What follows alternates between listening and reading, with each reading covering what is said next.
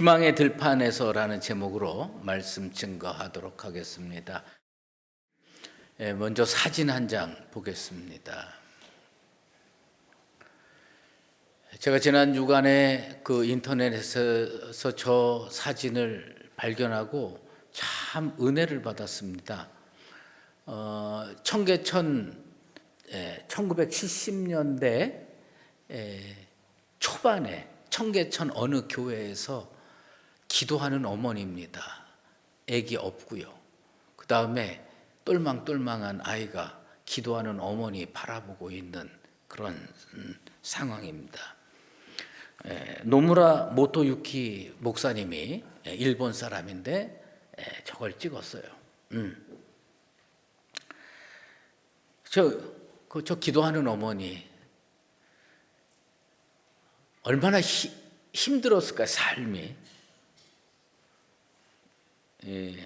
아이들 키우며 먹고 사느라고 바쁘고 힘들 텐데 그래도 기도해야 되겠다. 그래서 간절하게 기도하고 있습니다. 저 기도가 저 가정 살립니다. 저 기도가 자녀들 인생길 열어줬습니다. 저 기도가 교회를 살리고요. 저 기도가 나라를 살렸습니다. 오늘 우리가 이렇게 번성하게 사는 거 우리는 다 잊어먹었지만 저 간절함, 저런 기도가 쌓여서 오늘 우리에게 이렇게 은혜와 축복으로 주어지는 겁니다. 한국교회, 아니 우리 교회, 아니 나에게 저런 간절함이 다시 필요합니다. 여러분 하나님 앞에 간절하게 기도하는 나와 여러분 되시기를 바랍니다. 시인 박목월 씨가 월요일 아침에도라는 시를 썼어요. 근데 그 시에 기입니다. 근데 이 구절이 그냥 제 마음을 탁 하고 때리더라고요. 오늘은 어중간하게 살 때가 아니다. 크리스천에게 주일날 믿음 생활 잘하는 것 같이 보였는데 월요일 아침에도 손으로 발로 코로 내 믿음을 증명해야 된다는 겁니다. 세상에 나가서 월요일 아침에 어저께 그렇게 은혜 받은 거 다 쏟아버리고 마치 하나님 없는 것처럼 신앙생활 안 하는 것처럼 살면 안 된다. 그렇게 이야기를 했습니다. 일주일 내내 믿음의 사람으로 살아가 달라고 부탁을 합니다. 그래서 금요일 밤까지 신앙인답게 살자. 어중간하게 살지 말고 믿음으로 살자. 지금은 어중간하게 살 때가 아니다. 어중간하지 않게 사는 사람이 오늘 우리 본문에 나옵니다. 룻입니다. 간절하게 살았어요. 그 청계천 어느 교회에 아기 업은 엄마처럼 그렇게 간절하게 살았어요. 믿음으로 살았어요. 그랬더니 하나님께서 은혜로 붙들어 주셨습니다. 그게 룻입니다. 나오미와 룻이 베들레헴에 돌아왔을 때 성경은 보리 추수가 시작될 때라고 기록하고 있습니다. 빈손으로 돌아왔기 때문에 먹고 사는 게 너무 힘들었을 겁니다. 가장 중요한 문제였을 겁니다. 당장 오늘 먹을 양식이 없습니다. 가만히 앉아 있을 수 없었습니다. 아니, 가만히 앉아 있으면 안 되는 상황이었습니다. 룻은 일어나기로 작정했습니다. 뭐라도 해야죠. 그래서 시어머니 나오미에게 밭에 나가겠습니다.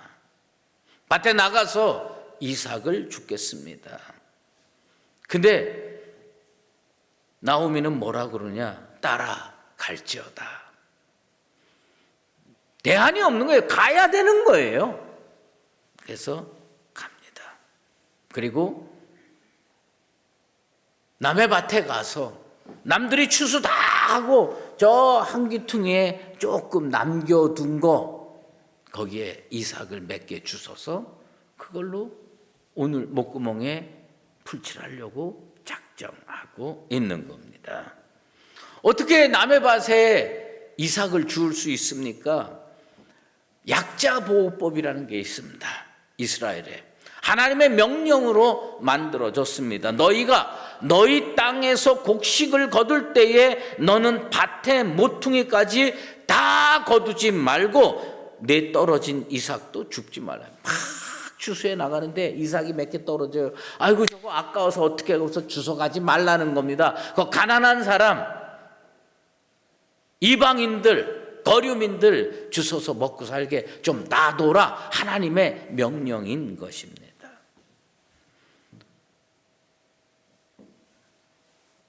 이스라엘 보리 추수하는 시기, 우리 절기로 얘기를 하면 춘분어간입니다. 우리는요, 이스라엘은 사시사철 더운 줄 알아. 사시사철 더워가지고 뭐 아무 때나 땀 뻘뻘 흘리는 것으로 생각을 합니다. 아닙니다. 예수님 신문 받을 때, 예수님 십자가에 돌아가실 때도 춘분어간입니다. 그때 베드로가 멀찍이 쫓아가다가 뭐 하고 있었느냐? 예수님은 저기서 신문 받는데 불 피워놓은 거, 불 쬐고 있습니다. 새벽인데 너무너무 추운 거예요. 여러분, 룻이 남의 밭에 가서 이삭 주울 때 얼마나 추웠을까요? 물론 육신적으로도 추웠겠지요. 하지만 사방에서 불어오는 바람을 누구 하나 가려줄 수 없는 처지에 놓인 이 여인, 아마 심령이 더 추웠을 겁니다. 그가 서 있는 땅, 베들레헴의 비탈 언덕입니다. 그 베들레헴의 비탈 언덕에 남의 밭에서 이삭 줍고 서 있는데 사방에서 바람이 불어올 겁니다. 외로웠을 겁니다. 힘들었을 겁니다.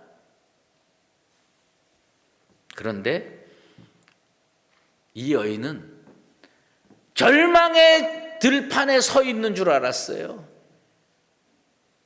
괴로움의 들판에 서 있는 줄 알았어요. 생존의 처절한 들판에 서 있는 줄 알았어요. 그런데 가만히 두고 보니까 무슨 들판이었느냐? 소망의 들판이었습니다. 희망의 들판이었습니다. 왜냐? 하나님이 예정 가운데 붙들어줬기 때문입니다. 하나님의 예정이 우리 교회 가운데 함께하길 원합니다. 하나님의 예정이 우리 사랑하는 성도들 인생 가운데 역사하게 되기를 주의 이름으로 축원합니다. 하나님의 섭리와 예정이 함께하면 광야 한복판도 외롭지 않을 수 있고요, 바다 한가운데 서도 거기가 희망의 터전이 될 수가 있습니다. 룻에게 베들레헴의 그 비탈 언덕은 외로움과 세찬 바람의 벌판이 아니라 새로운 꿈이 열매로 연그는 희망의 들판이 되었습니다. 그것은 하나님께서 룻과 함께 하시는 예정의 능력이 있었기 때문입니다. 그런데 성경에요, 오늘 우리가 읽은 본문에 룻이 베들레헴 그 비탈 언덕에서 보리 추수하는 밭 중에서 한 밭을 골라서 들어갑니다.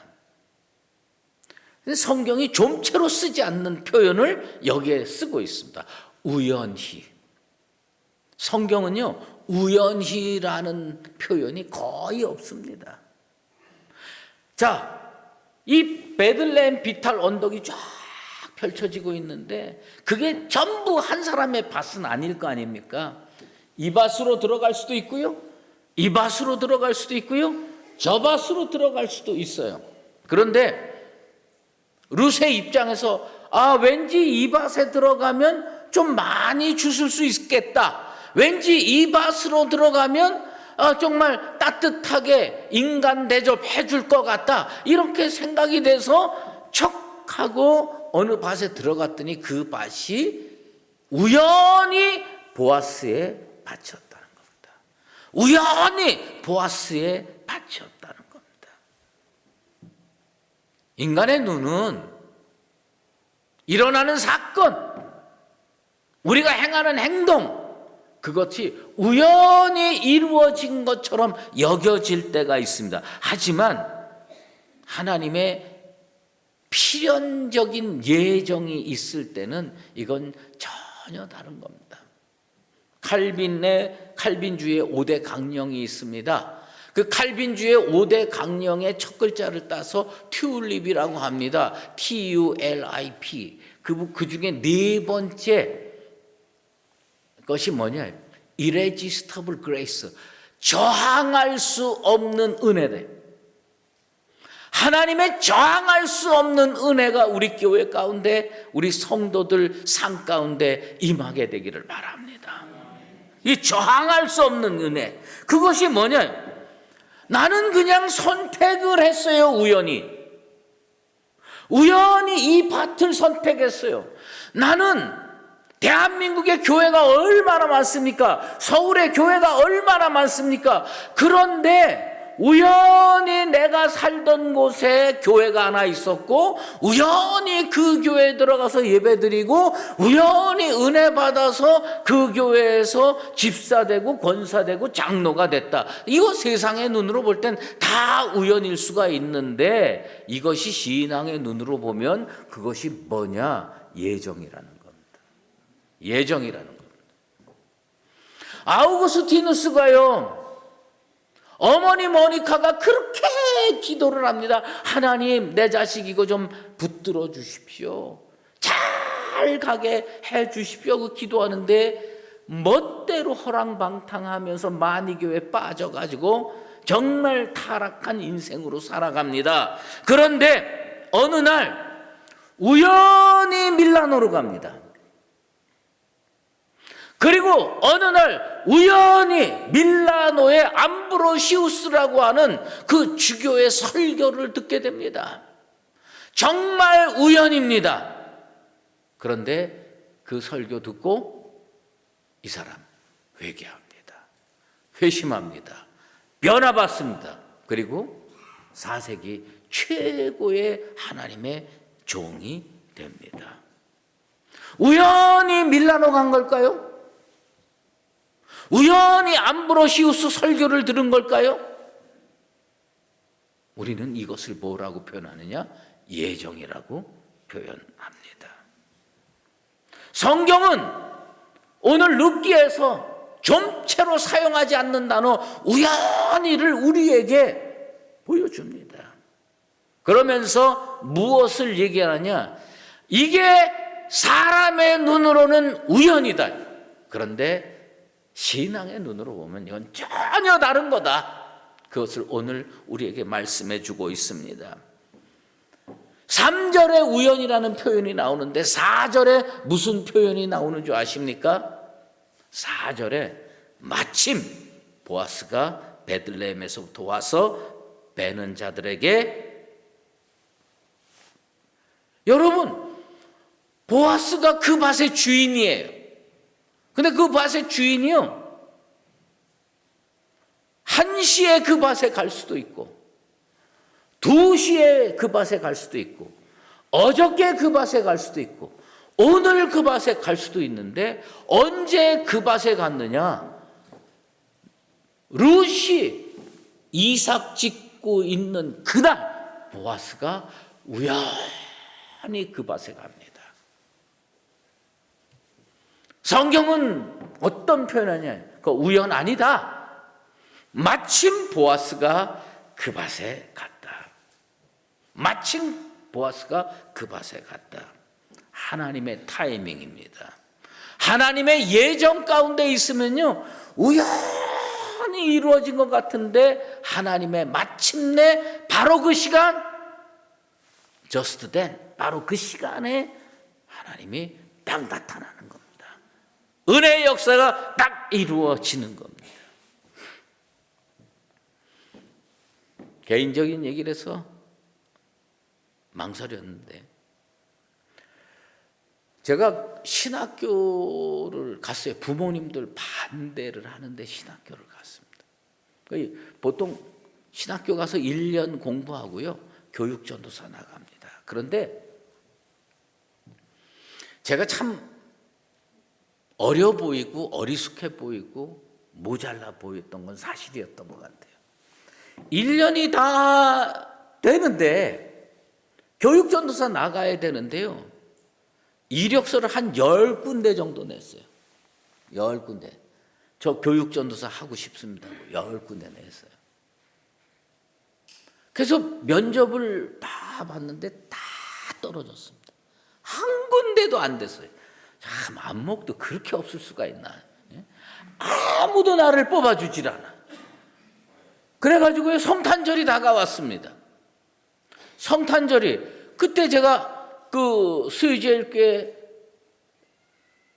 성가대원이었어요. 그 성탄절 예배를 드리면서요, 하나님께 제가 이렇게 기도를 했습니다.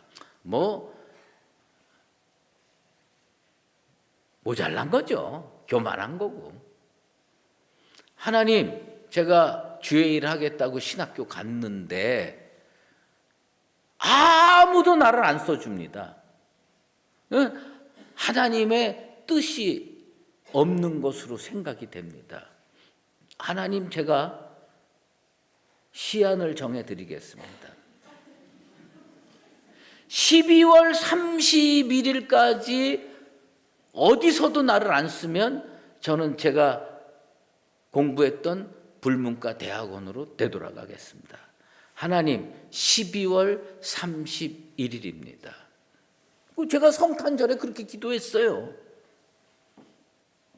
12월 31일 오후 3시에 전화가 왔습니다. 응암교회에서 중등부 교육전도사로 오라는 거예요. 제가 그 교회 고등부 전도사 이력서 냈다가 떨어졌어요. 그런데 중등부 전도사로 오라는 거예요. 그래서 그 목사님이 전화를 했길래 저는 고등부에 냈는데 왜 중등부입니까? 그러니까 중등부 전도사가 개척하겠다고 어제 나갔다는 거야. 어제 나갔다는 거야. 갑자기 비었다는 거야. 그래서 그 목사님이 생각할 때 면접 봤던 친구 중에서 제일 처량해 보이는 게 너다 이거예요. 그래가지고 너를 쓰기로 했대. 여러분, 세상 사람들은 그걸 어떻게 평가할지 전 잘 모릅니다. 그런데 저는 그걸 어떻게 느꼈느냐? 그게 우연인가? 난 하나님의 예정 가운데 있다고 생각하고 지금까지 목회하고 있는 겁니다.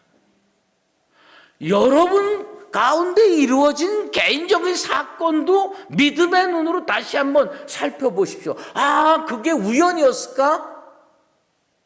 여러 밭이 있는데 누구네 밭인지도 모르고 딱 선택했는데 그게 보아스의 밭이었고, 그래서 이삭 죽고 있는데 보아스가 마침 나타나가지고 이야기합니다. 보아스가 누굽니까?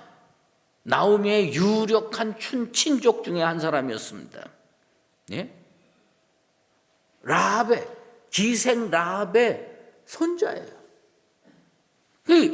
이 가정은요, 외국 여인을 부인으로 들이는데 별로 거부감이 없는 집이야. 그러니까 모압 여인 데리고 올 수가 있는 겁니다. 보아스가 밭에 나타나도 룻에 관심 없으면 아무 일도 안 일어났어요. 그런데 룻이 열심히 이삭을 줍고 있는데 보아스가 사환에게 질문합니다. 이는 누구의 소녀냐? 이 사람 누구네 집 딸이야? 이렇게 질문하는 겁니다. 나오미의 며느리입니다. 그렇게 대답하면 되는 거예요. 그런데 사환이요 대답에 첨가를 합니다. 분명히 보아스는 뭐라고 질문했냐면 이 사람 누구네 집 딸이야? 이렇게 질문했어요. 그런데 그러면 답변이 이렇게 그 나오미의 며느리입니다. 얼마 전에 베들레헴으로 온 나오미의 며느리입니다. 이렇게 대답하면 딱 깔끔한 대답이에요. 근데 거기다가 답변이 한두 개 첨가가 되는 겁니다. 모압 여인입니다. 그리고요 이런 대답을 합니다. 뭐라고 얘기를 하느냐?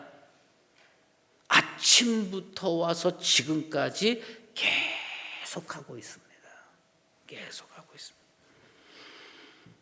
그 사환의 얘기를 들었는데 보아스가 룻이 달리 보이는 거예요. 그게 하나님의 예정입니다. 여러분의 자녀가 어느 날 직장 생활에 이렇게 탁 하고 있는데 아무도 잘 오지 않는 새벽 7시에 딱 출근합니다. 할 일이 많아가지고 새벽 7시에 출근해가지고 뭔가 열심히 하고 있는데 그날 마침 사장이 너무 일찍 깨서 할 일이 없어가지고 회사에 딱 나타났는데 온 회사가 깜깜한데 어느 방에 불이 켜져 있어. 그래서 저기 누가 불을 안 끄고 간 거야 하고 쫙 갔는데 어떤 젊은 친구가 열심히 일을 하는 거예요. 이 사람 써야 되겠다. 그 우연입니까? 예정입니까? 성경은요 이걸 예정이라고 얘기를 하는 거예요. 예정이라고 얘기해요. 여러분 예정 가운데 있어도 우리는 어떻게 살아야 되느냐? 룻이요 아침부터 지금까지 이삭을 짚고 있는 거예요. 신실하게 살라는 겁니다. 어중간하게 살지 말라는 겁니다. 신실하게 살아야 예정 가운데 있어도 은혜 받는다. 예정 가운데 있어도 복 받는다. 청계천에 있는 어떤 애기 엄마 그렇게 들쳐업고 힘들고 피곤하고 정말 어려운데도 기도는 해야 내가 살 것 같다 해서 가서 엎드려 기도하는데 누가 봤을까요? 교인들이 봤겠죠. 누가 봤을까요? 어떤 일본인 목사가 봤겠죠. 누가 봤을까요? 하나님이 봤습니다. 하나님이요 그 가정 책임져 주셨을 겁니다. 사환의 입을 통해서 룻의 신실함, 성실함 드러났습니다. 여러분, 우리의 신앙생활하는 거 아무도 안 보는 것 같죠? 세상이 봅니다. 세상이 보고 하나님께 보고할 수 있어요. 저 교회는 살아있는 교회입니다.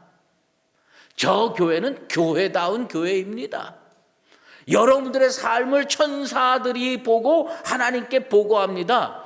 야, 수의제일교회 아무개 성도 요즘 어떠냐? 그 성도 교회 잘 다니고 있습니다. 그렇게 보고하면 되는데 거기다가 덧붙이는 겁니다. 그 사람 남다릅니다. 그 사람 정말 하나님께서 은혜 주시고 축복 주셔도 되는 사람입니다. 이렇게 천사가 보고하면 여러분의 인생 달라지는 겁니다. 룻이 어떻게 살았느냐? 어중간하게 살지 않았어요.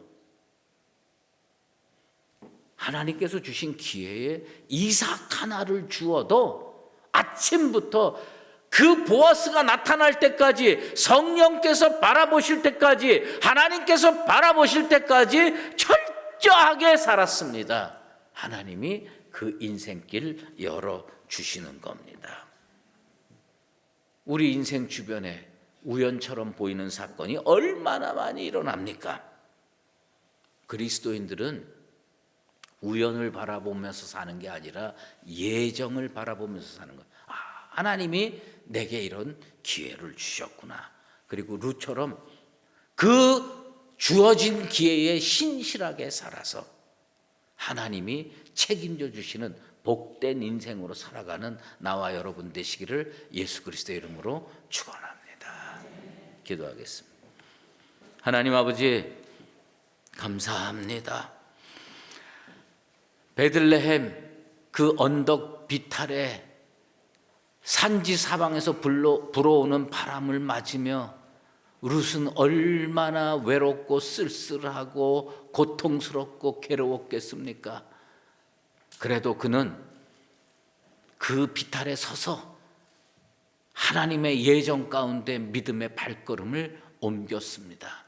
하나님이 책임져 주셨습니다. 마침 보아스가 그곳에 왔고, 보아스는 룻을 발견하고 사랑하게 되고 결혼하게 되고, 그 가문에서 예수가 태어나는 축복의 역사가 일어났습니다. 아버지 하나님, 우리의 삶이 이렇게 되길 원합니다. 우연 가운데 놔두지 마시고 하나님의 예정 가운데 우리 교회와 성도들을 붙들어 주시옵소서. 우리는 룻처럼 그 예정 가운데서도 신실하고 성실하게 살아서 세상의 놀라운 평가, 천사의 평가, 주변 사람들의 믿음의 평가를 통해서 하나님이 책임져 주시는 은총의 인생으로 살게 도와 주시옵소서. 예수 그리스도의 이름으로 기도드리옵나이다. 이제는 우리 주 예수 그리스도의 은혜와 하나님 아버지의 극진하신 사랑하심과 성령의 인도하시고 교통하심이 삶의 우연한 사건처럼 보여도 믿음의 눈으로 바라봐 하나님의 예정을 깨닫고 그 예정 안에서 신실하게 살아 하나님이 예비해 놓으신 놀라운 은혜와 축복을 받아 누리며 살기로 작정하는 사랑하는 수의제일교회 모든 믿음의 권속들과 주님의 몸된 교회 위에 이제로 영원히 함께 계시옵기를 간절히 축원하옵나이다.